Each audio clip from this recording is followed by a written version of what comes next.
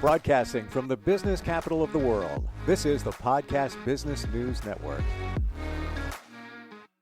And welcome back, everyone. This is for anybody that's leading a team. Maybe you're the CEO of a company. Maybe you just own a company. Maybe you're looking to up your personal game in terms of leadership. I've got somebody here that's going to give you a lot of insight. Today, we're going to talk about leadership through the lens of observation. Really, really keying into what your team has potential for. I think sometimes we miss that and we just go on autopilot and we tell them what to do, but we're not actually really looking at each individual team member. This is just a part of what he gives insight on. Relevance for coaching. Coaching for relevance. I'm sorry, .com. There you go. You know, I rely on looking on your sign there, and you were in front of it. So this time, like coaching for relevance. Hey, and there it is, right there. There you go. He is Mr. Randy Swaim. He's back with us. How you doing, Randy? Good. Glad to be with you again, Steve. Yeah, wonderful to have you back here. We've been talking about the neuroscience involved in all of this, in leading a team. Seems like today we're getting back to a little bit of the forgotten basics in terms of identifying the skills and the intricacies of each individual team member. Yes, absolutely. And a key point of that, there are some neuroscience aspects of it in terms of awareness, but I'll just kind of step forward on this and then we can communicate a little bit. But the thing, it dovetails a little bit out of kind of what we talked about the last couple of sessions where we were talking about how different people in challenging situations, not everything is rote academic and all that. We sort of talked about that. And this is very aligned with my organizational maneuverability concept, leading your team in rapidly changing, unpredictable environments, kind of thing, where not everything is rote academic. And so many people today and if you understand the neuroscience of it, it's going back to their cerebellum, which is where they put all of their academic things that somebody taught them years ago or whatever kind of thing, which may be true, but you know what, may be some aspects where it's not quite as applicable and true and all that. And so when you're talking about leading your team in a challenging situation, you have to understand the processing, which is your frontal lobe here, of what you're really seeing here. And let me just kind of go forward with it. I'll take kind of what we've hinted at before, but take it to a deeper level. When you're talking about this leadership aspect of it, because leadership is not just, telling people what to do. And in fact, I love it. I'll just share one quote and then I'll move on with this. But the quote comes from Steve Keating and it says, "Authentic leaders don't force compliance. They earn commitment." And you know what? What are you truly gathering within your people? Are you interacting with them? Are you becoming part of that team and leading that team in such a way that the level of commitment is going crazy? And that's a good picture of what I'm about to share. Because, last week we talked about the challenging situations and the environment that your team may be in right now. And I think you'll remember this, Steve, that last I mentioned one thing. I said each person on your team may see different factors that are involved that are coming on the scene. And you know what? It's not just everybody doing rote superficial stuff, but this person over here may not be the strongest person on your team, but you know what? They may see a factor that nobody else saw.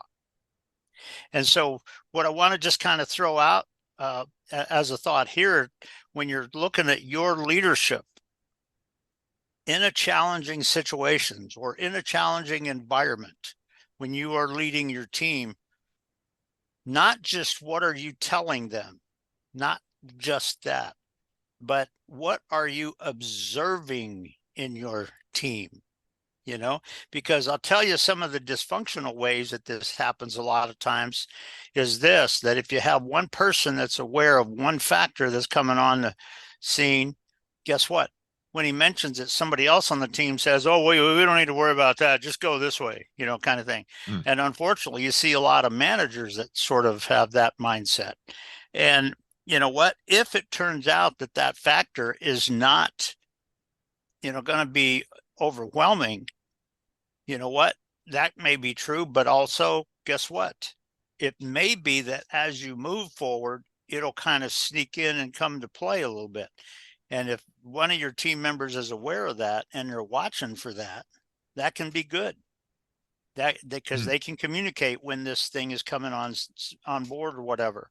But here's the thing: if you have one person on your team that comes up with something like that, and they say, "Oh, and another person on your team who may be somebody who's wanting to become the boss one day and all that kind of stuff." And what is so often typical in a lot of places today is that person walks over to him and just tells him to shut up. You're being distracted. Just go here, do this kind of thing. And guess what? If they're totally focusing on that and it's not critical, okay, there can be a certain aspect to that. But did they communicate with their team member in a successful, official, trusting, professional way? Because if they come up with that kind of a mindset, they probably didn't. And what are you going to do as the leader? Guess what? You have to have a conversation with that person that said that. It's not to shut them down, but there's a lot of aspects where that's an evidence within your team where the synergy is not what you think it is. And the bottom line is, if you develop your team as you go to the point where the synergy is truly developed, amazing and miraculous results can happen.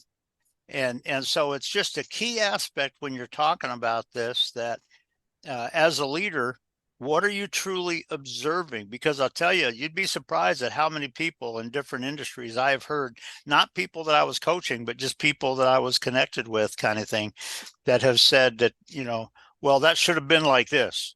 Well, it wasn't, and a lot of times you have people that are trying to be sort of the ineffective leader or whatever kind of thing, sometimes say that because they're just casting blame on why it didn't work out right. Well, it didn't work out right because the synergy of the team dropped off or whatever. And that's a key aspect that often people don't think about. And so really, when you're the leader of your team, let's say that you have 10 people working on your team or whatever, guess what? For those people, are you aware? Do you have clarity and awareness on where each of those people sort of are? Doesn't mean that they're fall short. Doesn't mean, oh, they got to grow a lot to be like me. No, not like that. It's like, what are the aspects that they kind of are aware of that sometimes the other ones aren't? If you have two of those people that are very much aware of this one risk that's coming on that nobody else did, but you also have two other people that are maybe aware of a risk over here that's coming on scene that nobody else did, guess what? That can be a benefit for your team. And if the team does not have the ability to truly bring all that together, now it doesn't mean they got to be the most important things to think about going forward, but sometimes you have to walk toward the risk in order to be successful and push through it, kind of thing. There's other times where just realize what it is, but it's not going to get in the way at all. And all that. And do you have clarity and the right vision and thinking about whether that is true? But also, does your team have that? And are you helping develop that in the way you are modeling leadership for your team, but also how you are developing your team members to the point where when those factors come on scene, guess what? It's not destructive. It's not, negative. It's the awareness is there, and how they communicate. Because here's the thing. It may be, And this is something a lot of times, sometimes that you might see in the military. But guess what? If there's two people that have that focus there on that factor, guess what? We can all still be moving in the direction we're going in. But guess what? If they're aware of that factor and you're kind of watching for it a little bit, that can be good, because you know what? If the factor sneaks in an unexpected way, they can come up and go, hey, you know what? Just so everybody knows, and people can be aware of it. And there might be times where you say, okay, you two people keep that from coming on the scene, because that's good. We need that. And as the team is going forward. So when you talk about this aspect of team synergy, it's not just everybody doing exactly the same thing, exactly the same way, and just, put it in academic rote mindsets. No, it's do you truly have a degree of synergy with our capability of people? Do they truly work together in order to overcome and achieve? Or as you're watching your team, are there some times where you sort of question it? And I think I shared this with you one time. This is just a real simple picture of it, but I think I shared this on one of our shows maybe a year ago, kind of thing. But there was a time, and I think I shared this with either you or Jill, but I was standing there when I was the site manager for our detachment at Griffiths Air Force Base for our strategic air defense training contractor role there. And I was brought in as the new manager because they let go of the previous manager because of the dysfunction that was happening. And they wrote me up about 2 months after I started and said, Randy took a problem site and turned it into the showcase of the company in minimum time. But here's one of the things that I did, and this is what a lot of managers today don't really totally understand. And it's a way that you got to have your processing and thinking going to be aware of what's really growing and happening. But we were in a meeting as a team, and I was leading the meeting. But I found out, it was kind of amazing, because some of the discussions that the people that worked for me, there was about 15 people that worked for me, and there was some discussions on some different aspects of it. And as a leader, you know what I did? I sat there just like this. Well, I didn't sat there. I was standing up, but I stood there just like this. And I was listening, and I was letting them explore a little bit. And what's amazing is they were coming up with a couple of good ideas, and I didn't interfere. I didn't disconnect. What I did is I sort of let them go. And it was sort of interesting, because there was one guy that, said, you know what, we got to write some of these notes down. And he stood up and he went over to a chair with a pen and a pad. But as he started to sit down, he froze and he just looked at me. And all I did is I looked at him and I went like this. I winked at him and I nodded my head. And he smiled and he sat down and made out a bunch of the notes that they had come up with. And that's just a simple picture of kind of what I'm talking about, because when you're looking at your team in a challenging situation, or where not everything's the same, and not everything across the kind of the sphere that you're trying to work on is exactly the same and exactly rote academic. As a leader and as the manager, what are you truly modeling?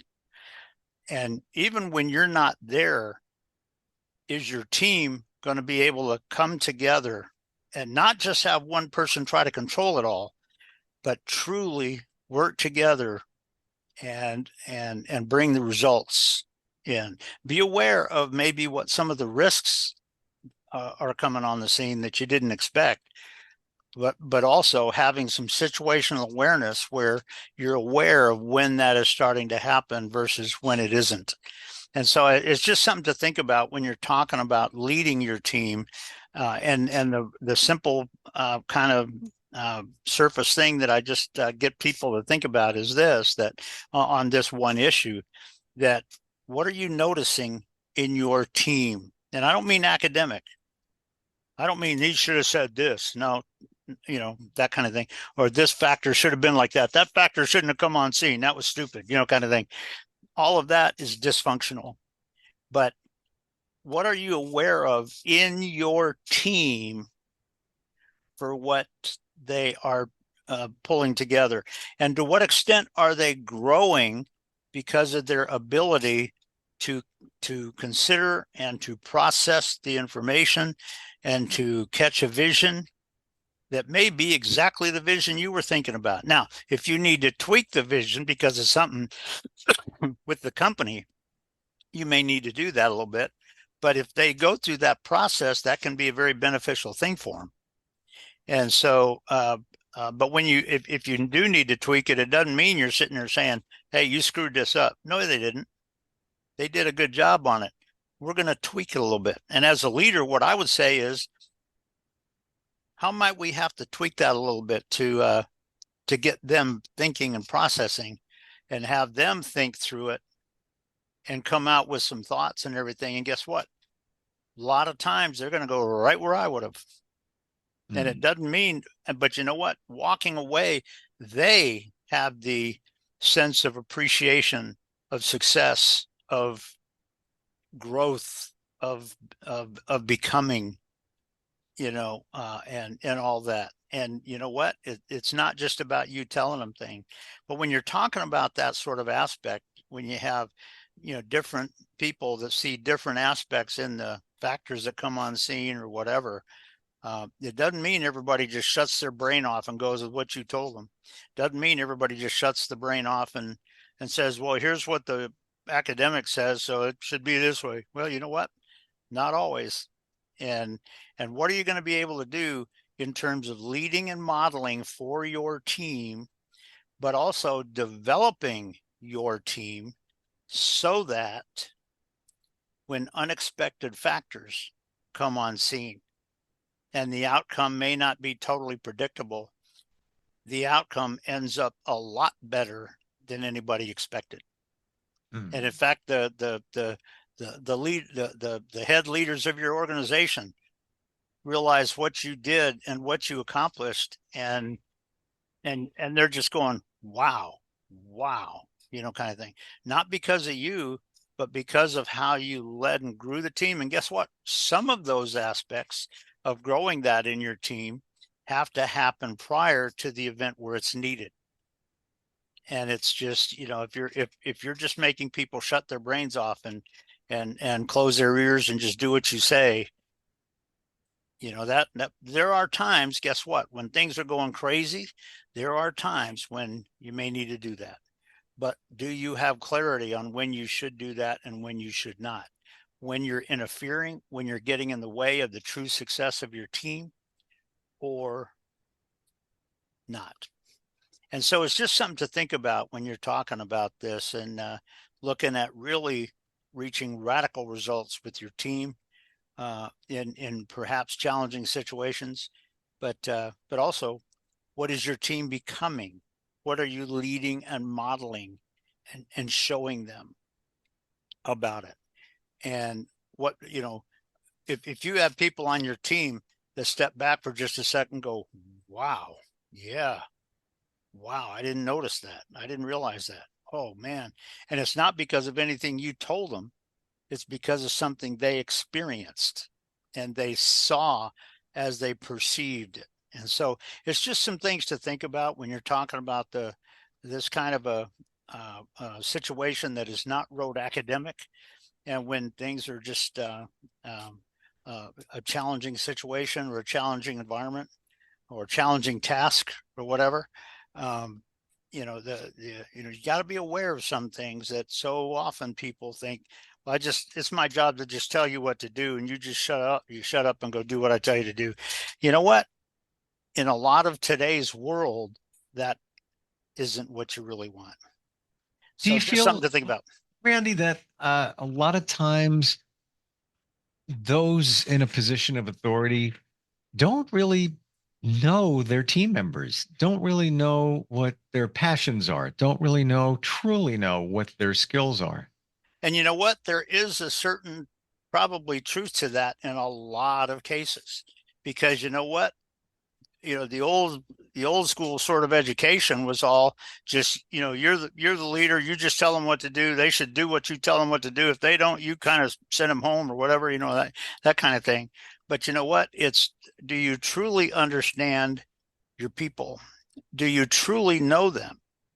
Do you connect with each individual in such a way where you're generating a real degree of synergy? But here's the thing, if you can do that successfully, to go opposite to what you just said, but you're right, that is something that is sort of historically common, kind of thing. The aspect on that is that if you can really connect with your people in the way that they, like I mentioned with that quote, that they're not looking there, you're not pressing compliance, you're helping engender within them commitment, because deep in here they want to be committed to what you're trying to accomplish. They want that, and it's not because you told them that. It's because within themselves they sensed that, they grew that within themselves. Yep. And that's what authentic leaders truly do, particularly in challenging situations like this. It's almost as if the team is attracted to the leader. They just want to work with that person. They feel a certain vibe, a certain energy, respect, all of that, where it's not just a job. They're showing up almost invested in the whole situation. And that's true. And I'll just give you one quick example on this, because and this is in my autobiography, which I think is out there on Amazon now. But one of the finest leaders with whom I've ever served was Lieutenant Colonel at the time, but he became 4-star General Richard B. Myers, Chairman of the Joint Chiefs of Staff from about 2001 to 2005. But I flew with him and I worked in his squadron for I think about 2 to 3 years. And but I'll tell you what, I tell people, and I mentioned this in the book, that he's the finest leader with whom I've ever served. But you know what? I didn't learn a single thing from anything he ever told me. What I learned from was experiencing and observing how he did what he did and how he came across and what he did. And that was huge. And to this day, I still say that he's the finest leader with whom I've ever served. And so that's something that is not common generally in managers, and stuff. But that is a key aspect, because I would have gone with him anywhere or to do anything. And regardless of the threat, regardless of now, obviously, if it was illegal or if it was not good, then I wouldn't have. But I mean, I knew he wouldn't do that. But he was a good example of this, how you engender commitment and not the compliance or whatever. But that's something that as a leader, you got to realize. And that's in part what I'm talking about. Thank you for asking the question, because are you doing it in such a way that your people just feel like we're supposed to go do this, you just shut up and let's go do this. But it's a degree of commitment and synergy oneness that comes into play, where they are working together, not doing exactly the same thing. You got a couple of people that are kind of applying it and focusing it here, a couple more maybe here, a couple more maybe here, but it's moving in the right direction. And that can be huge. But with the way you put it there, I think you're right. And I'll tell you, I shared this before, but in 2001, I was driving my car to the car wash, and I heard on the news, it said, and we have a new, Chairman of the Joint Chiefs of Staff. I said, oh, really? And they said on the radio, they said the first Air Force general. And I went, oh, really? And then they mentioned General Richard B. Myers, and I almost crashed my car because I was so excited and like, yeah, kind of thing like this. And because I had not heard of him since he was a full bird colonel. But but you know what? When you're truly leading, particularly in rapidly changing, unpredictable times, but you lead in such a way that your people experience that commitment goes within them, where they want to work together because they care about what we're doing. They care about you as a leader. They care about what this is going to look like, the results we're going to achieve, and all that. guess what? All of that is huge in that. But that's very critical when we're talking about this. It's almost as if, and I mean this in a very positive way, but take it in my description. It's like your team has drank the Kool-Aid, but in a good way, where they're on board. They want to be part of your team because your energy, your leadership is just, it's almost if you're throwing a party and you're known for throwing good parties. Yeah. Everybody wants to show up there, and they'll bring whatever they need to bring because they want to be part of it. Yeah. Great thoughts today, Randy. I'm going to tell everybody, starts with a conversation. If you're looking to change your leadership game, coachingforrelevance.com. Go there, start the conversation. Randy, thank you so much for being back here today. Well, I'll tell you what, it's always a pleasure. And we'll look forward to being back with you again, Steve. P.S. Look for the book. It's fantastic. You'll get details on the website. All right, Randy. It is that. So cool. All right. We'll catch up soon. We'll be right back. Are you looking for even more of the podcasts and hosts that you love? The Podcast Business News Network is proud to announce that you now have even more ways to listen live. Check out the MyTuner Radio, online radio box, and Simple Radio apps on iOS and Android, or find us online. Search for Business News Network on mytuner-radio.com, or search Podcast Business News Network on streama.com and onlineradiobox.com/US. Take your podcast on the go and don't miss a minute of the action.